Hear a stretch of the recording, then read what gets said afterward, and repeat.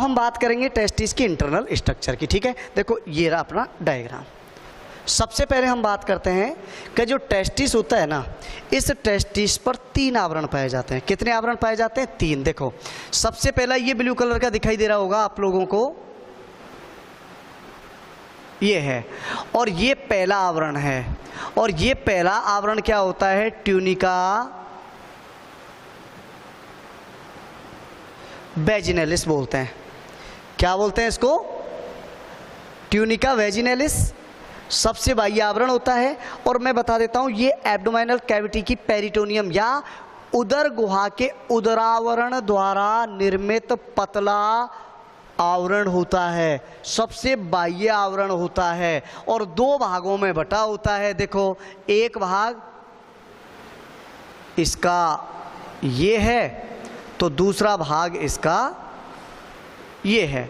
तो बाहर वाला भाग होता है या बाहर वाली परत होती है, उसको हम क्या बोल देते हैं? Parietal layer.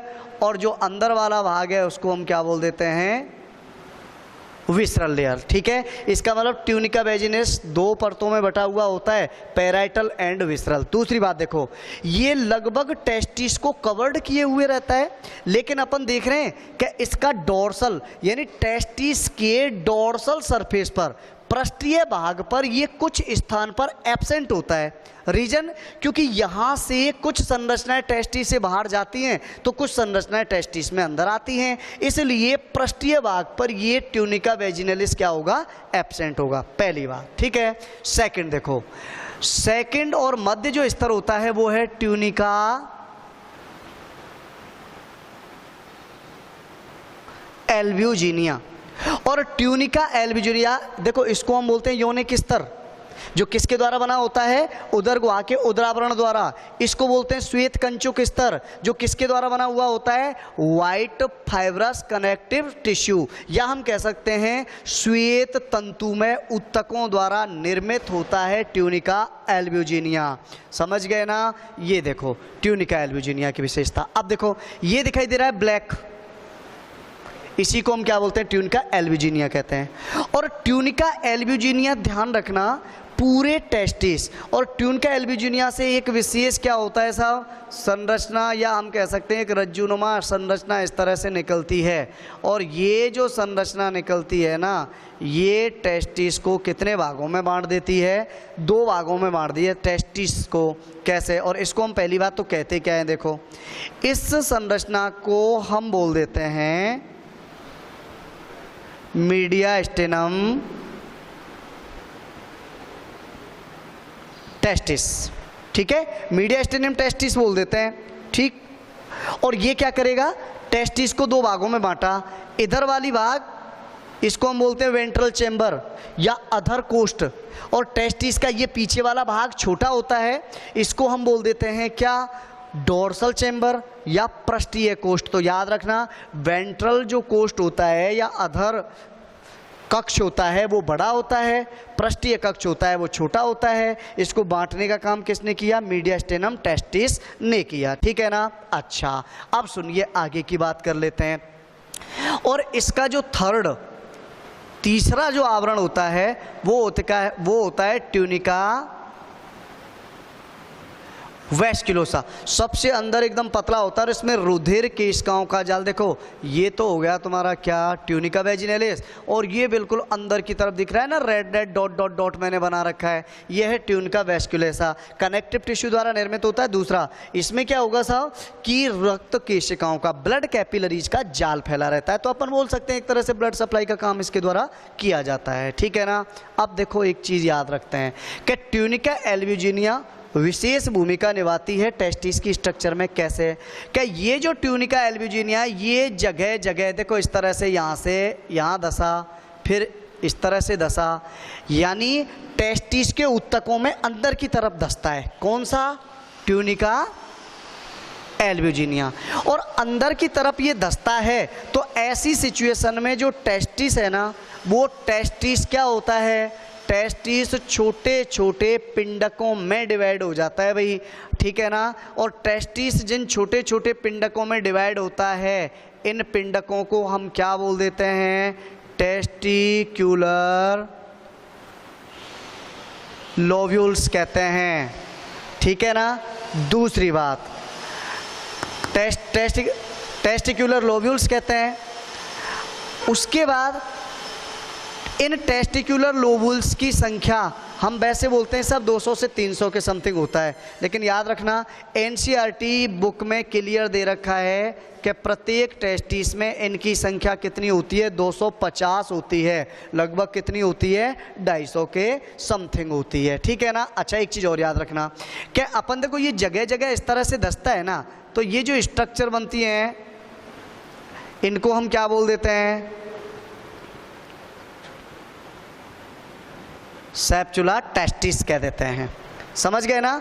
अच्छा, ये क्या हो गए, टेस्टिकुलर लोब्यूल, संख्या कितनी होती है इनकी, 250। अब देखो एक चीज याद रखना, प्रत्येक टेस्टिकुलर लोब्यूल के बीच में दिखाई दे रही हैं, मैंने रेड कलर में क्लियर ही प्रदर्शित किया है, अत्यधिक कुंडलित नलिकाएं पाई जाती हैं।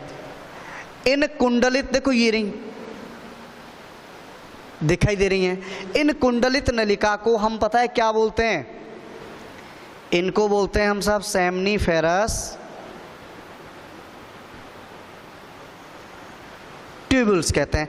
एक तरह से टेस्टिस की संरचनात्मक क्रियात्मक इकाई माना जाता है। क्यों? क्योंकि टेस्टिस का मेन फंक्शन क्या है, स्पर्म का निर्माण करना, और स्पर्म का निर्माण कहाँ होता है, सेमनीफेरस ट्यूब्यूल्स के अंदर होता है। और प्रत्येक जो पिंडक होते हैं, प्रत्येक पिंडक में ये फैली हुई रहती हैं, तो ध्यान रखना, ठीक है ना। तो इस तरह से इसको हम क्या है, structural and functional unit of seminiferous tubules कह सकते हैं। दूसरी बात सुनिए, सेमनीफेरस ट्यूब्यूल से इनकी संख्या लगभग 700 से 1000 तक हो सकती है, ठीक है, क्योंकि प्रत्येक पिंड में 1 से 3, प्रत्येक पिंड में, ये तो टोटल संख्या है, ध्यान रखना टोटल नंबर तो कितना है, हो सकता है 700 से 1000, लेकिन प्रत्येक पिंड की बात करें तो देखो इसमें 2 ट्यूब्यूल्स हैं, इसमें 3 दिखाई दे रही हैं, इसका मतलब प्रत्येक पिंड में सेमनीफेरस ट्यूब्यूल्स की संख्या 1 से 3 होती है, और टोटल संख्या इनकी 700 से 1000 हो सकती है, ठीक है। अब सुनिए, ये जो सेमनीफेरस ट्यूब्यूल्स हैं आगे जाकर क्या होती है, आपस में मिलती हैं, दिखाई दे रहा है, मिल रही हैं, और मिलकर सीधी नलिका, देखो ये रहे, मिलकर क्या है, सीधी नलिका नुमा संरचना बनाते हैं, ठीक है ना। इसको हम क्या है, देखो स्ट्रेट ट्यूब्यूल्स भी बोल देते हैं,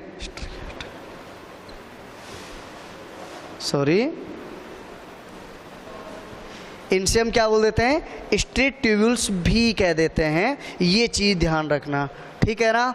चलो, अब ये जो स्ट्रेट ट्यूब्यूल्स होती हैं ना, ये क्या होती हैं, हमारे टेस्टिस के वेंट्रल भाग से, या अपन कह सकते हैं टेस्टिस के वेंट्रल चेंबर से पार होती हुई मीडियस्टेनम टेस्टिस को भेदती हुई कहाँ पहुँचती हैं, इसके डोर्सल भाग में पहुँच जाती हैं, ठीक है, देखो दिखाई दे रहा है। और डोर्सल भाग में पहुंचकर ये आपस में एक दूसरे से क्या हो जाती हैं, मिलती हैं, और अत्यधिक कन्वोल्यूटेड हो जाती हैं, उलझ जाती हैं एक दूसरे में, और एक उलझी हुई सी संरचना बनाती है, जाल जैसी संरचना बनाती हैं। इस जाल जैसी संरचना को हम क्या बोलते हैं भाई, याद रखना, इसको हम बोलते हैं रेटी टेस्टिस, या इसको हम बोल देते हैं क्या, वृषण जालक, ठीक है। ट्यूनिका यानी यौनिक स्तर, श्वेतकंचुक स्तर, वेस्कुलोसा स्तर, टेस्टिकुलर या वृषण पिंडक, सेप्चुला टेस्टिस, ये सेमनीफेरस ट्यूब्यूल्स होती हैं, ये चीज़ ध्यान रखना।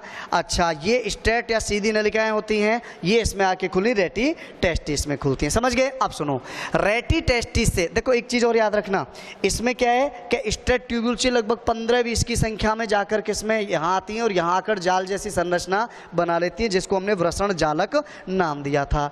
और इस वृषण जालक से लगभग 12 से 15, या अपन कह सकते हैं 10 से 15 ट्यूब्यूल्स क्या होती है, टेस्टिस को भेदती हुई कहाँ पहुँचती हैं, इससे बाहर निकल जाती हैं, टेस्टिस से बाहर निकल जाती हैं, याद रखना। और टेस्टिस से देखो ये दिखाई दे रही हैं ये ट्यूब्यूल्स, और ये जो टेस्टिस से बाहर निकली हैं इनको पता है हम क्या बोल देते हैं, वासा एफिरेंसिया, या इनको अविवाही नलिका बोलते हैं, क्या बोलते हैं, अविवाही नलिका। ध्यान रखना, यहाँ क्या बना, शुक्राणु बने। शुक्राणु कहाँ पहुँचे, टेस्टिस, रेटी टेस्टिस में। रेटी टेस्टिस से कहाँ पहुँचते हैं, वासा एफेरेंसिया। और वासा एफेरेंसिया के द्वारा शुक्राणु स्पर्म से कहाँ चले जाते हैं, एक बाहर संरचना होती है। और बाहर जो संरचना है ये दिखाई दे रही है, इसको हम क्या बोल देते हैं, एपिडिडाइमस या अधिवृषण कहते हैं। क्या बोलते हैं इसको, अधिवृषण। देखो ये संरचना दिखाई दे रही है, ये है अधिवृषण। इसका मतलब अब हम टेस्टिस से बाहर चलेंगे, एपिडिडाइमस की बात करते हैं। अधिवृषण बटा होता है 3 भागों में। 3 भागों में कैसे, देखो ये वाला जो पोर्शन होता है, याद रखना, पहले एपिडिडाइमस की बात कर लेते हैं। ये 6 मीटर लंबी ट्यूब्यूल्स, अत्यधिक कॉन्वोल्यूटेड ट्यूब्यूल्स होती है साहब, अत्यधिक कुंडलित ट्यूब होती है। पहली बात, कितनी लंबी होती है, 6 मीटर। दूसरी बात कर लेते हैं कि ये कितने भागों में बटी होती है, 3 भागों में। तीसरा, ये क्या होता है साहब, अत्यधिक चौड़ी, चपटी और कुंडलित संरचना होती है। और इसकी आकृति कैसी होती है, कोमाकार। कैसी होगी, देखो हम बात कर रहे हैं ना, कोमा लगाते हैं, यही होती है, जो कि किसको, टेस्टिस को कवर्ड किए हुए रहती है। ठीक है ना। अब देखो कितने भागों में बांटा, 3 में। सबसे पहला ये वाला पार्ट कर लेते हैं, ये है क्या, कैपट एपिडिडाइमस। कौन सा भाग है, कैपट एपिडिडाइमस। ये है इसका मध्य भाग। ये कौन सा है, कॉर्पस एपिडिडाइमस, कैपट एपिडिडाइमस। याद रखना, सबसे ऊपर अत्यधिक कुंडलित, सबसे चौड़ा, सबसे चपटा और टेस्टिस के ऊपरी भाग को घेरे हुए जो भाग होता है उसको हम शीर्ष अधिवृषण कहते हैं। टेस्टिस की डोर्सल सरफेस को या पिछले भाग को जो कवर्ड किए हुए रहता है और कैपट की तुलना में कम कुंडलित, कम चौड़ा और कम चपटा होता है, उसे हम कॉर्पस एपिडिडाइमस कहते हैं। और सबसे लास्ट में ये देखो, सबसे लास्ट में सबसे पतला, सकरा और बहुत कम कुंडलित होता है, इसको हम क्या बोल देते हैं, कोड़ा या पुच्छक अधिवृषण। तो शीर्ष अधिवृषण, मध्य अधिवृषण और पुच्छक अधिवृषण, इसको हम ग्लोवस मेजर भी बोल देते हैं और इसको ग्लोवस माइनर कहते हैं। ठीक है, इन 3 भागों से मिलकर बनता है साहब क्या, एपिडिडाइमस। अब सुनिए, एपिडिडाइमस की बात करें तो इसका काम क्या होता है कि हमने देखा शुक्राणु यहाँ से मिलते हैं और यहाँ से बनकर सीधे कहाँ आते हैं सब, एपिडिडाइमस में। और एपिडिडाइमस में लगभग 1 महीने तक रहते हैं। तो याद रखना कि लगभग 1 मंथ तक क्या, स्पर्म स्टोर का काम किया जाता है। किसके द्वारा, एपिडिडाइमस के द्वारा। पहला काम हो गया। दूसरी बात देखो, 1 महीने तक स्पर्म स्टोर किए। तीसरा इसमें क्या होता है, देखो मेन कार्य। अब क्लियर सी बात है, जब 1 महीने तक एपिडिडाइमस में शुक्राणु रह रहे हैं तो इनको पोषण भी तो यही प्रदान करेगा। तो याद रखना, इनको क्या प्रदान करता है, अस्थायी काल के लिए न्यूट्रिशन उपलब्ध कराता है। ठीक है ना। दूसरा देखो कि शुक्राणुओं का क्रियात्मक, याद रखना क्वेश्चन आ जाता है साहब कि क्रियात्मक परिपक्वन कहाँ होता है शुक्राणुओं का। तो याद रखना कि शुक्राणुओं का क्रियात्मक परिपक्वन, ठीक है ना, यानी फंक्शनल मैच्योरेशन या क्रियात्मक परिपक्वन भी कहाँ होता है, अधिवृषण में होता है। ठीक है ना। और उसके अलावा कुछ स्पर्म मान लो मृत होते हैं या डैमेज हो चुके होते हैं, उनके मृत या डेड भागों का अवशोषण भी किसके द्वारा किया जाता है, अधिवृषण द्वारा। दूसरी बात ध्यान रखना कि अधिवृषण का निर्माण पता है किसके द्वारा होता है, मीजोनेफ्रॉस।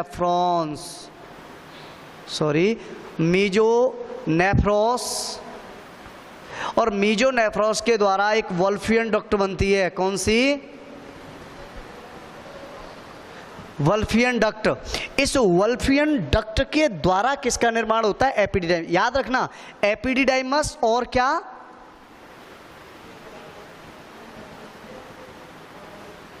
वास डिफरेंस, ये दोनों किसके द्वारा विकसित होती हैं, वोल्फियन डक्ट द्वारा विकसित होती हैं। ठीक है ना। और वोल्फियन डक्ट किससे, मीजोनेफ्रॉस। क्वेश्चन बनता है सब इंपॉर्टेंट, ये चीज ध्यान रखना। तो एम्ब्रियोनिक अवस्था में वोल्फियन डक्ट मीजोनेफ्रॉस से विकसित हुई और इस वोल्फियन डक्ट के द्वारा वास डिफरेंस इन एपिडिडाइमस का क्या हुआ, निर्माण हुआ। ठीक है, ये चीज़ याद रखना।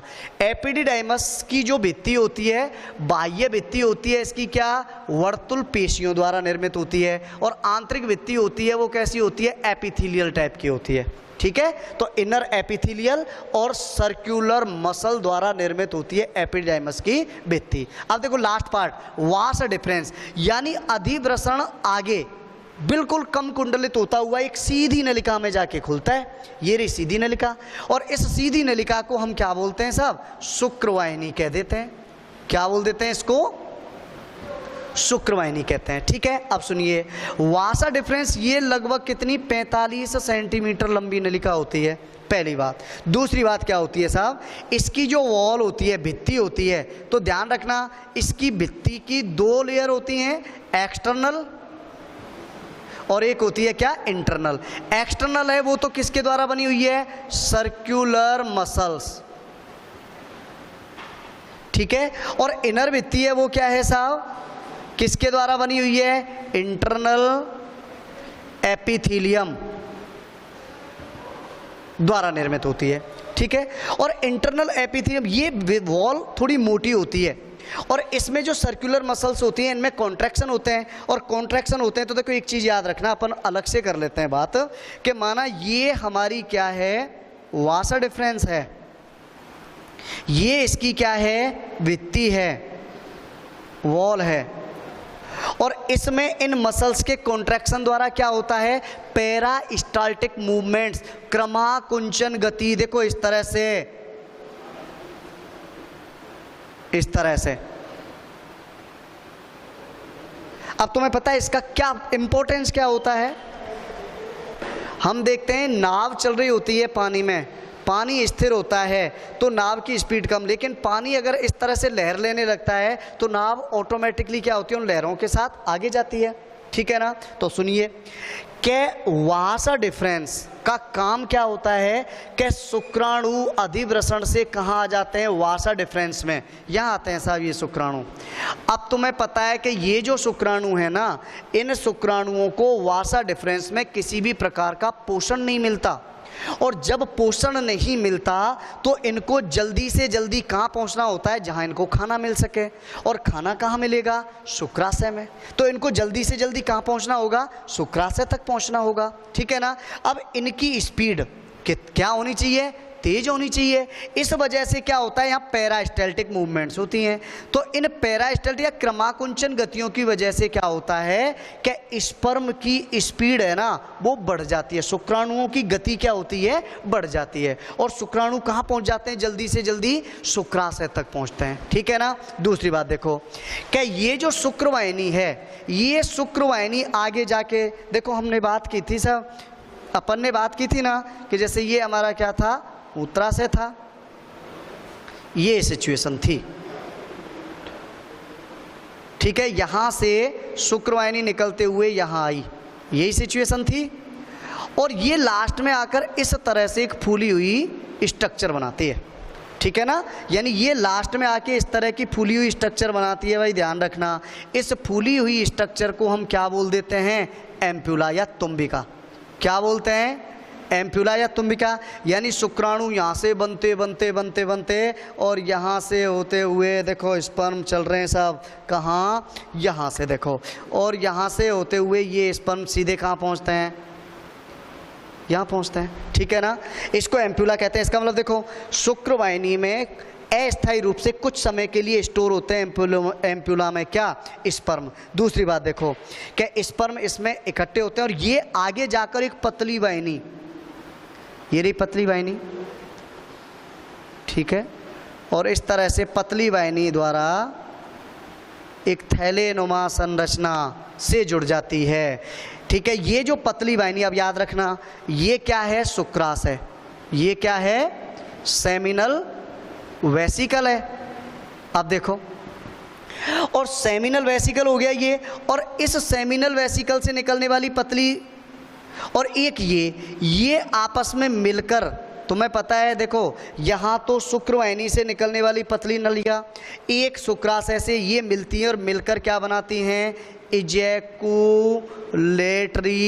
डक्ट बनाती हैं भाई, इसको हम स्खलन नलिका कहते हैं, यानी स्पर्म यहाँ से कहाँ आते हैं, शुक्राशय में। और शुक्राशय में तुम्हें पता है ये स्टोर रहते हैं, क्यों? क्योंकि शुक्राशय के द्वारा विशेष प्रकार का सेमिनल फ्लूइड, शुक्राशय तरल स्रावित होता है जिसमें अनेक पोषक पदार्थ होते हैं और शुक्राणुओं को वो पोषण उपलब्ध कराता रहता है, ठीक है।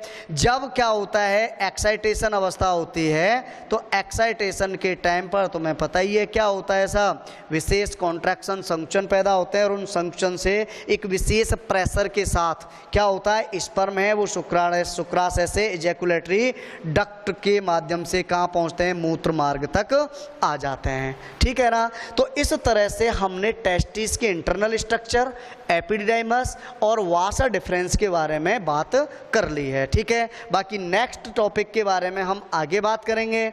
तब तक के लिए धन्यवाद, अच्छी तरह से पढ़ते रहिए।